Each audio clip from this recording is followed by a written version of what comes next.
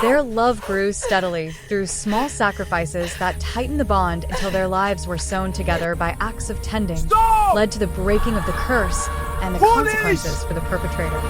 Watch as justice is served in this all-captivating movie. Subscribe, like, and share for more. Uchenna first saw her at the forest edge, bent and wrapped in rags, hair like dry straw, skin weather-marked and thin as paper. Children threw stones and dogs barked. Neighbors in the lane whispered and spat as if speech could keep the stranger away.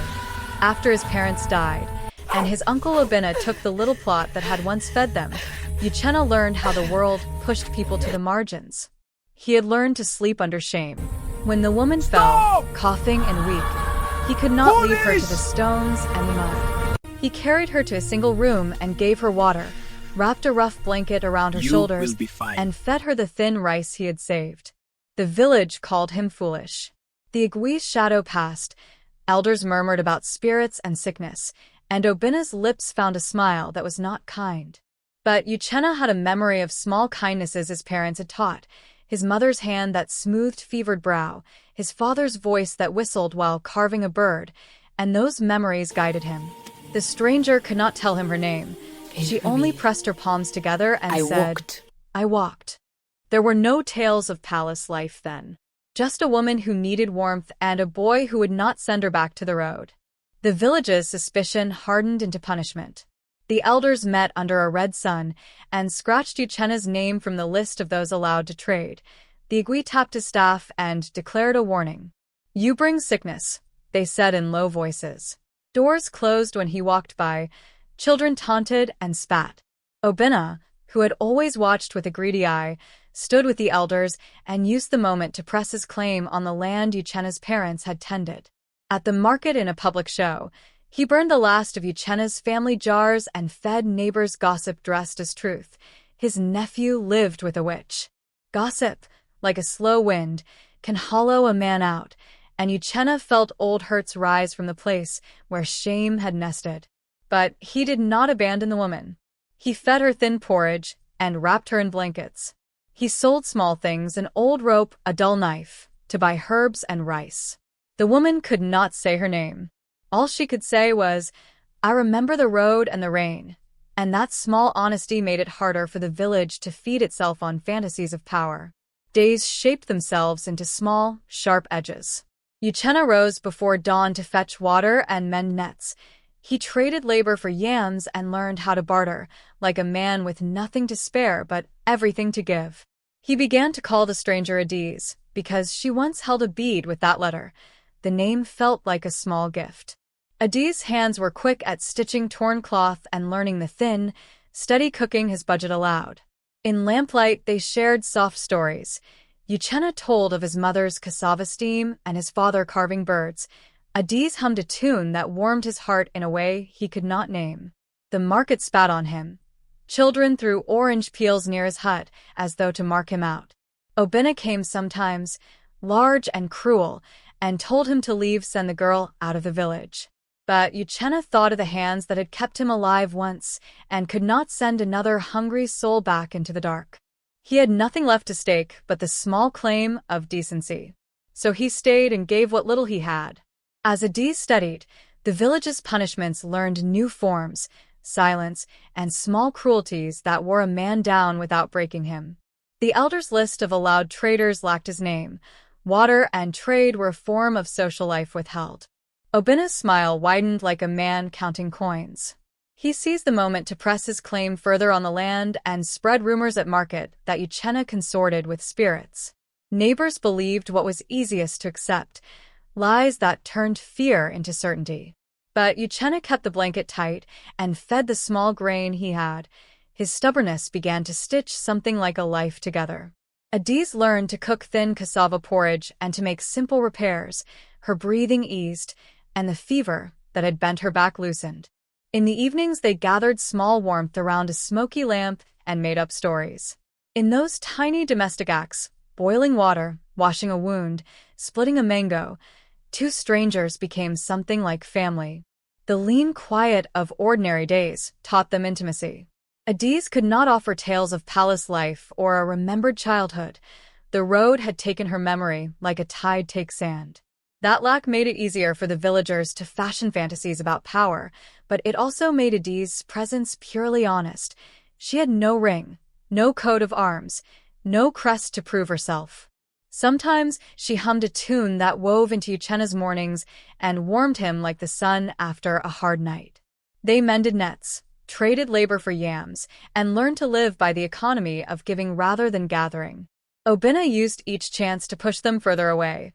He loomed in the market and insulted them publicly, hoping confrontation would make them leave. But Uchena's memory of his parents' hands held him firm. If his parents had shown him decency, when life had nothing to give, he would match them. He would not return a human to the road.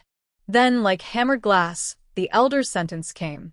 On a market day bright with shouts and goods, Obinna read the village decision aloud. Uchenna must leave before sunset or lose the little shelter left to him. Neighbors spat and turned away. Uchenna fell to the ground and wailed in a sound not heard in the market square before. The honest grief of a man who had already lost so much. He called on whatever gods might listen. Adiz offered to leave so he could stay, but Uchenna refused. He had no right to ask her to become an exile because the village was small-minded. He packed what mattered: 2 blankets, a small pot, the last of their cassava, and the thin stitched scarf Adiz had made.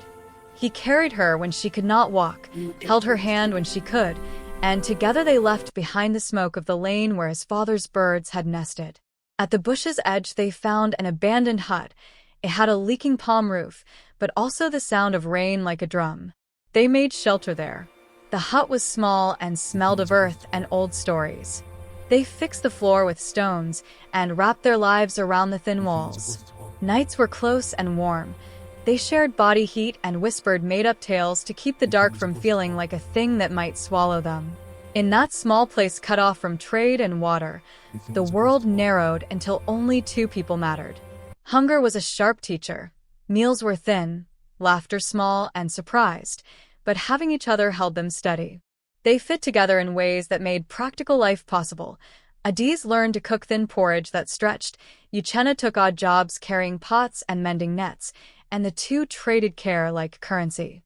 The village's punishments were now whispers washed past them by distance, yet their reputations followed like birds. Still, they had warmth, and warmth is a kind of dignity. Their small domestic tasks, a repaired shirt, a mended net, a fanned fevered cheek, knitted them into a practice of love that did not need ceremony. The seasons taught new rhythms. Uchenna rose before dawn to fetch water from far wells and to work at the river. Adiz planted okra in the small patch of reclaimed ground and learned how to coax seeds into life. They bartered labor for yams and learned to stretch food when the dry months came. Adiz had no memory of fine cloth or titles, no palace stories to ennoble her. That absence made gossip less dangerous and made her presence purely about kindness. They shared tasks, Adiz cooking, Uchenna mending nets, and through these labors discovered how love grew not in pyrotechnic bursts but like roots finding water. When sickness came, the couple sacrificed. He sold a wooden stool his father had carved to buy medicine for Adiz. She kept him awake through a fever and fanned him when he coughed. Each small sacrifice tightened the bond until their lives were sewn together by acts of tending. They stayed 2 seasons near the stream, and slowly the river village accepted them for their work. Traders welcomed Uchenna as a reliable porter. Women trusted Adiz to braid hair and mend sacks, and the couple slept in a small hut with a pond nearby, keeping a few chickens. Obinna, in the old village, grew richer and bragging. He sold the clay pots that once belonged to Uchenna's family and counted coins while his conscience thinned. Sometimes Uchenna thought of returning to reclaim the plot, but when he pictured Obinna's coarse laugh and the elder men's spitting faces, he turned back to Adiz's hand. He had learned that the battles that leave scars are not always worth the spoils. He preferred the slow work of being faithful, repairing a dress, waking early for fish, tending a small fire, things that bore the shape of a life, well kept rather than trophies. When drought shrank ponds and hunger bit at bellies, the couple found small ways to survive. Adiz made thin porridge more about hope than weight, and Uchenna sold what he could to buy a little medicine or a small sack of yams. Their love did not need a word called out. It lived in mended shoes, warm tea, and a hand placed without asking where fear had come. They shared the bittersweetness of scarcity and learned to hold joy in small things. A flatbread from saved flour, a laugh at a bad song played on a borrowed flute, the sudden bright flavor of a mango they split between them. When storms blew the roof in, they set stones to keep water mostly out and sat close beneath a single sheet, reluctant to name how fragile life could be. Each repair and every sacrifice became a stitch in a garment they wore together against the hard world. The river village was kinder than Uchena's first home, but not without its own wary rules. Over time, the children learned Adi's tune, and it passed from hut to hut. Old women trusted Uchena to mind poultry. Neighbors who had once spat now offered small nods. The couple earned a small steadiness. Uchena ported goods, fixed wheels, and gained recognition as a reliable hand, while Adiz braided hair and mended sacks, earning beans and rice. They planted seeds, kept the chickens, and mended what needed mending. Yet the past nudged Uchena. Sometimes he walked back to his old village to see the ruined jars and the footprint of his father's hut. The sight stung but also gave him a strange peace. He had moved on. Obinna continued to mock him in the market, but the man's voice had less purchase. The river village measured people by helpfulness and steadiness, not by gossip. They had small celebrations. Children pressed a bone flute into Uchena's hand and urged him to play. His playing was clumsy but made Adiz laugh, a sound like rain that warmed him deep inside. On clear nights, Uchena told stories of his parents, how his father carved birds and whistled while he worked, how his mother smelled of cassava steam and night flowers. Adiz listened and sometimes finished a line with a finishing thought that fit him like a missing feather. They rarely spoke the word love aloud. It lived in the services they offered each other, and in the way Uchena rose early to bring fish, and Adiz sewed new hens. The world felt steadier when they had one another. Hunger still came and left them hollow sometimes, but even in emptiness they found patience. Their laughter, though small, threaded through the days and gave them something to carry when the nights were hard. Storms came and roofs tore. They fixed them with palms and old hands, learning that survival was a craft as much as a virtue. When Adiz slipped in the muddy yard and nearly fell into the pond, Uchena caught her by the wrist and wrapped his shirt about her shoulders, remembering his mother's hands holding him in fever. They told children stories to earn a coin or two, mended nets, and taught boys how to carve small birds. The river village, once wary, watched them and gradually opened its small rituals to include the couple. Old women who had once watched them in suspicion now left plates of food. Neighbors lent a borrowed knife. There remained those who held back in silence, but the tide had changed enough that the couple could build a life from these small kindnesses. Their love rooted deeper in the habit of care, the daily work of showing up, of mending things both physical and human. Uchena and Adiz learned the names of the village trades: potter, cooper, net mender, weaver. Uchena's carved stool, one he had once sold to buy medicine, hung now as a memory in the market's thatched shade. Adiz's tune drifted through afternoons as children chased each other and traders haggled. People began to know them not as the tale Obinna propagated, but as steady hands who could be counted on. Sometimes Uchena would walk through the market with a small wooden bird in his pocket, carving while waiting for a job, and sometimes he played badly on borrowed flutes until a child's laughter made him stop trying for perfection. They ate simply under the trees by the river and felt the quiet acceptance of small living, dignity not from money, but from the fact of being counted on. Their days were ordinary, and thereby precious. Their days and nights continued in steady patterns. Adiz sometimes woke in the night and went to the pond to look at her reflection, as if searching for the place where the road had taken parts of her story. She did not speak of palaces or titles. Her memory remained a closed book, pages missing where names and halls should have been. That absence did not shrink the love Uchena felt. If anything, it made him hold her more tenderly. When illness returned in a low rasp, he sold small things and worked longer hours to buy herbs. He washed her and kept the door closed to cold winds.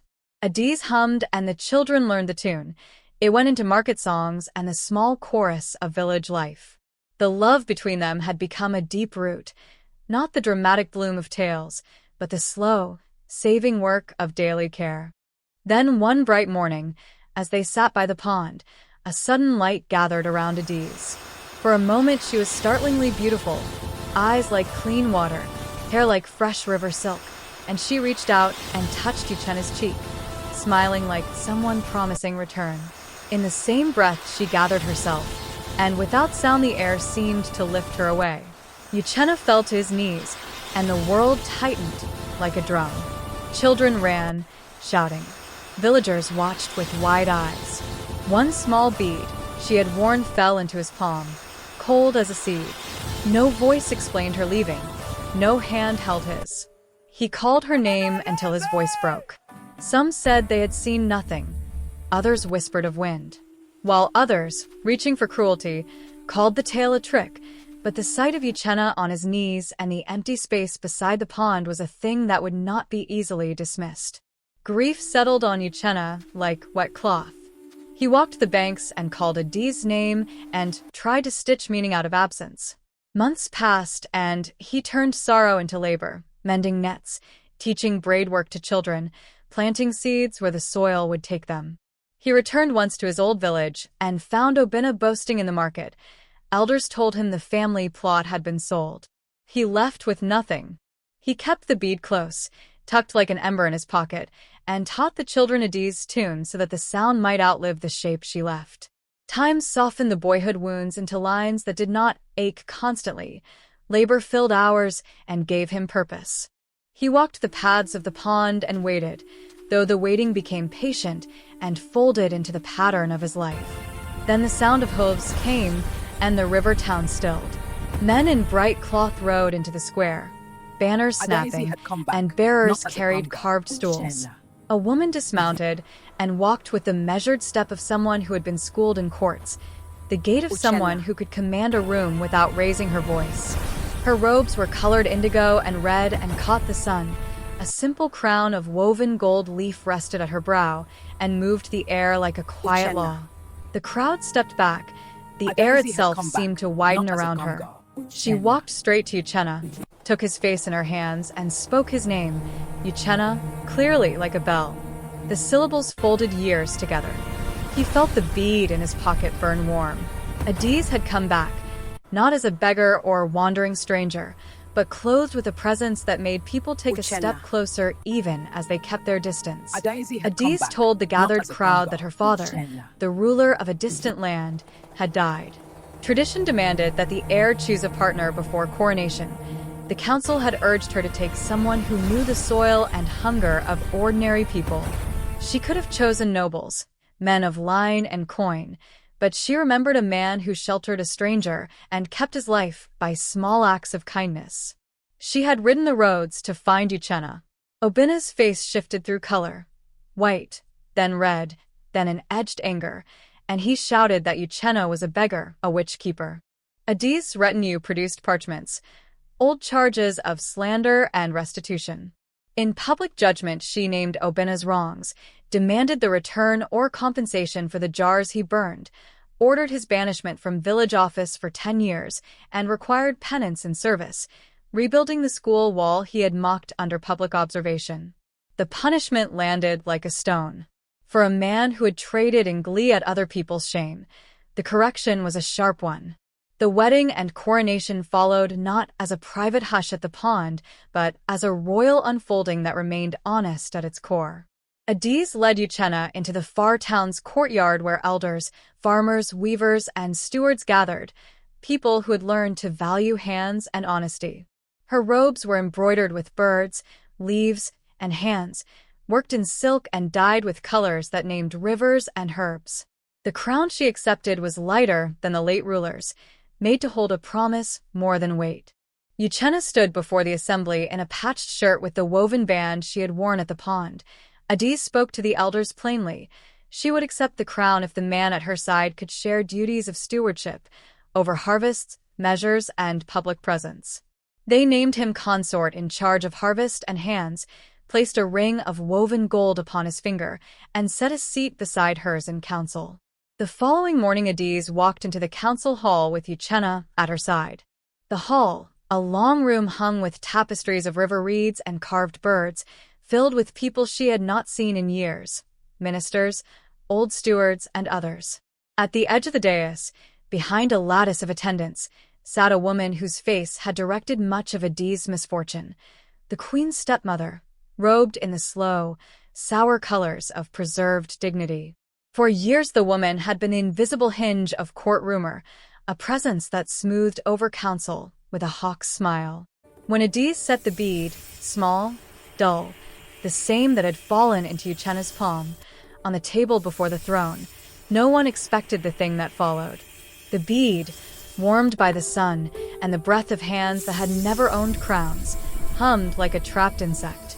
A light, thin and pure as river air, rose from its shell and traveled across the hall as if searching for a face. It halted at the stepmother's shoulders, where there had been carefully arranged coiffure, silk sleeves, and practiced composure. The court watched a sudden unwinding. Colors dimmed, skin drew taut like old parchment, hair silvered to a frost and thin. The stepmother's robe sagged as though a seam had opened, and in a breath she became the exact opposite of the presence she had. Cultivated, frail, bent, small, the hands of a woman who had worked in kitchens and low rooms rather than on royal councils. A silence, deep as a well, held the hall. Some looked away. Others leaned in, as if to catch the sound of a confession. The aged woman, no longer an edifice of cunning, pressed a palm to the bead and then to her breast. Her eyes, once sharpened by calculation, now trembled with the simple fear of a child caught in a storm. "It was me," she said, the voice thin as thread. The words floated and doubled in the space. "I sent her to the road. I did not mean." And then she clenched and could not finish. The stepmother fell to her knees, not from royal command, but from the failing of flesh. The light over the bead dimmed, and the little glow sank back as if it had been only a witness and not a judge. Uchenna felt the same old ache of sorrow rise. He had not known all the angles of the harm done to Adise, but he had learned to be steady when the world fell away. At the council the next day, elders and ministers arrayed themselves in the slow geometry of law. The king, Adise's father's house, was now hers to hold, but the old council remained the same in its way, deliberate, wanting for right to be seen. Uchenna sat with a hand folded over Adise, the bead pressed to his palm like a coal. The stepmother was escorted in with a frailty that made the attendants step nearer in a way that had nothing to do with compassion and everything to do with containment. When asked to speak, she gave more than the moment's stumble. The truth fell like peeled bark. "My daughter," she said, naming the small woman who had watched at the hall's edge with eyes like a varnished bull, was to sit on this stool. She was gentle and obedient and quick with a curtsy the way courtiers are taught. The king loved his people more than his line. Our house resented that. Adise came home with dirt and no name, and the king looked at her like a man who'd found a river after a drought. The stepmother's voice hitched. I watched him watch her.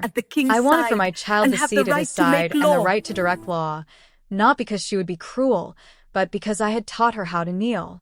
When the older ruler died, I decided on a hand to tilt the game. I thought if Adise were gone, if her mind were a map with missing places, then the throne could be given tidy and safe. Adise listened without the bright flare of revenge that some would have expected. Her hand on Uchenna's was steady. When the elders finished their questions, it was the Anawu, old, tired, someone who had learned late in life how to love plainly, who rose and spoke with a voice that did not seek spectacle. "You used tricks to seize a future you thought deserved," he said. "You broke the life of a child to make your plan tidy.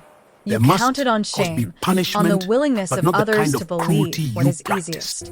There must be punishment that unravels the lie without becoming the cruelty you practice." The council conferred in the low language of law. They named a sentence that balanced recompense with separation. The stepmother would be stripped of her titles and lands, her daughter would be denied succession, and You are assigned a life of hereby service to the banished from the crown's land, poorest kitchens, while your daughter and enforced must serve humility in to the learn palace what kitchen. power takes when it is not There guided must, by care. of course, be More than punishment, shame, but not the they kind of ordered cruelty banishment you from court practiced. and city You for the used length of tricks her to seize days. a future you She thought would be deserved. sent to the road You she broke the had life once of a chosen child for to make your Adiz, plan tidy. given only You a used small tricks parcel to of seize cloth, a future a you thought staff, deserved. and a bowl. You broke When the life of a sentence was child read, to make your plan the tidy. stepmother's face first went slack and then flooded with a fear that had nothing to do with statutes. She realized she would have to live with the person she had become in the eyes of others, but also with the knowledge that her daughter would never sit upon the stool she had imagined for her. Outside the hall, life absorbed the story as life does. Some spoke it as warning, others as proof of mercy. For Uchenna and Adiz, the consequence of the revelation was quieter. The kingdom would now be measured by small things: how jars were kept, how children learned to braid, how oaths were weighed against the lives they touched. To guard against their experiences, they made reforms that had three plain axes: protection, repair, and measure. The law of shelter forbade the seizure or punishment of anyone for giving refuge. It made it an offense for a village council to blacklist a household for the public good unless a public trial had found cause. It required that accusations be made before witnesses and that a claimant produce evidence or face a penalty that favored the accused, restitution, and service to the injured party rather than exile. Where once rumor could burn a life, the charter demanded proof or public apology. Uchenna proposed a practical companion to that law by founding the House of Measures, a shed by the market where scales were set to a standard carved in the king's wood, where weights were stamped and traders learned to weigh yams fairly. Adiz led the reform of public justice. She invited midwives, potters, netmenders, and farmers to sit by elders in the Court of Hands, an assembly that listened to everyday grievances. They formalized a practice of community labor for restitution. If a man had spread a lie, he rebuilt what he had damaged. If a child had been cast out, the village provided a year's share of grain and apprenticed the child to a trade so he might return with skills, not shame. A common fund, the pawn granary, was created. It held seed and yams for drought and a small purse for herbs and healers. Anyone who sheltered a stranger in winter could draw on the fund with the attestation of two neighbors. Medicine and memory found place in law as well. Adiz established a guild of healers, women and men who tended fevers and tended memory, so that illnesses like the one that bent her first years would be met with herbs and patience, not suspicion. They kept registers of newcomers and of missing children. A traveling clerk recorded names and where people had lodged, which cut the power of whisper to kill a life. The changes were not all poetry. They required labor, stewards to oversee granaries, scribes to keep registers, watchmen at markets to ensure fair measures. Uchenna's hands, once meant for nets and birds, oversaw the repair of a public granary roof and taught apprentices to bind palm and thatch. Adiz walked from kitchen to kitchen, taking lists of needs in the morning and standing at the granary gate by dusk to approve distribution. Their reforms made the throne a steward's place, not a display. News traveled by rider and canoe. Some neighboring rulers sent envoys with wreaths and questions. How did they put law into practice? How did the charter prevent Obina-like men from capturing councils?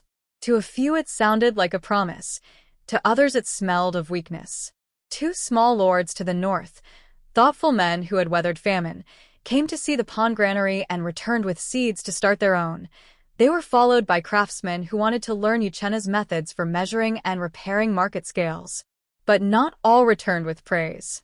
A duke across a wide river, whose power rested on strong councils and stern elders, bristled.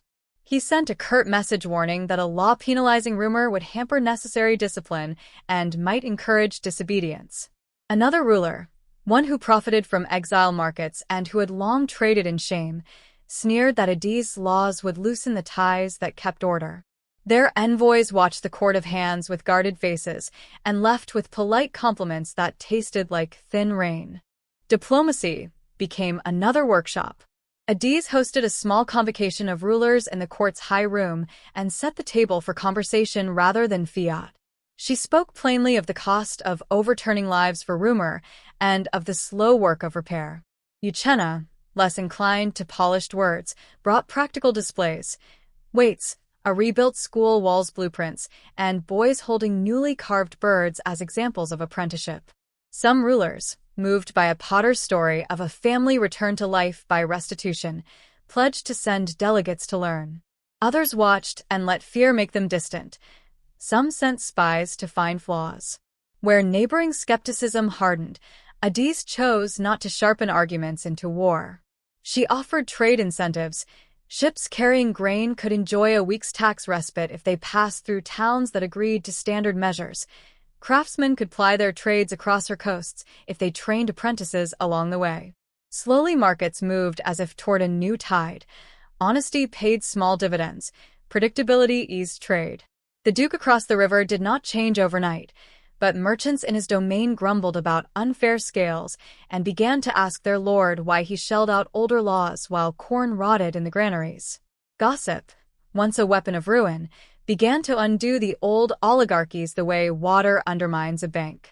In the hush of an evening, when Adeez and Uchenna walked the river path and watched children chase a bone flute's notes, they felt the charter like a garment settling on shoulders that had once been bare. The reforms would wear and need mending. Laws, like nets, gather holes with use. Still, they had done the slow, hard work of making a kingdom that could keep people warm by law, as well as by heart. Neighboring rulers would watch and learn or scoff and linger in old ways. Time, Adeez knew, would tell which was stronger, a crown that rested on fear, or one that carried a bowl to the needy and a rule for the scales.